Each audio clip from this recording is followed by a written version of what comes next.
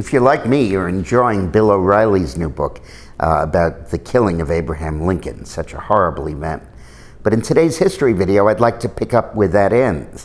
What happened after Lincoln was shot? Andrew Johnson became the president. And this guy had more to do with promoting the discrimination and bias against blacks in the South than any other president ever has. It was really incredible. Johnson came from eastern Tennessee, which is the only part of the South that was always Republican, never voted Democrat before the Civil War or after. And they wanted to stay in the Union. They were hoping Lincoln would march down and liberate them, but he had his hands full in Kentucky, so Tennessee seceded, but they remained pro-Union.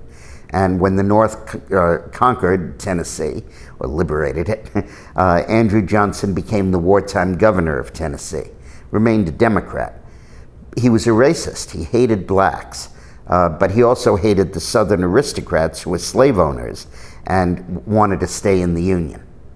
So when Lincoln in 1864 had a tough fight for re-election, and he decided to get rid of Hannibal Hamlin, who had been his vice president, from Maine, and instead put Johnson on the ticket so he could rename the Republican Party the Union Party and have a Democrat running for vice president with him as a Republican. And a month after they took office, Lincoln was shot. Johnson was drunk on the day of the inauguration and gave a speech that was a total embarrassment. That's how he began his presidency, his vice presidency, and a month later he became president. Right after Lincoln was shot, Johnson was vindictive toward the South. He was determined to squelch it, to end the concept of a rapprochement. When the South began to send delegates to Congress who were the same old racist Confederates who had left the Union, he refused them, and he was really very strong on the issue. Then the Southerners began to court him, to cultivate him. And he was a guy who had never really amounted to much, and all of a sudden these really wealthy, classy Southerners were coming in and giving him gifts and paying tribute to him and encomiums of praise, and Johnson fell for it.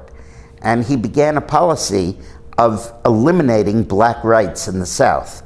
The Republicans had set up what they called the Freedmen's Bureau, in which every black former slave was entitled to 160 acres of land and a mule. And there was really a land reform, the first land reform in history. And Johnson killed it. He tried to veto the Bureau, he crippled its funding, he did all kinds of stuff. He ultimately went so far in trying to obstruct Congress that they impeached him, but he stayed in office by one vote in the Senate. So Johnson began with a policy of real vindictiveness toward the South, but then ultimately caved in. And what happened after Johnson's presidency was that gradually, even though Grant, his president, tried to secure minority rights in the South, the country was in the mood for healing, in the mood for forgiveness, didn't want to continue to have troops in the South, didn't want to continue all the hassle, and they basically withdrew from the South and the Klu Klux Klan took over. But it started with Andrew Johnson. Thanks for watching.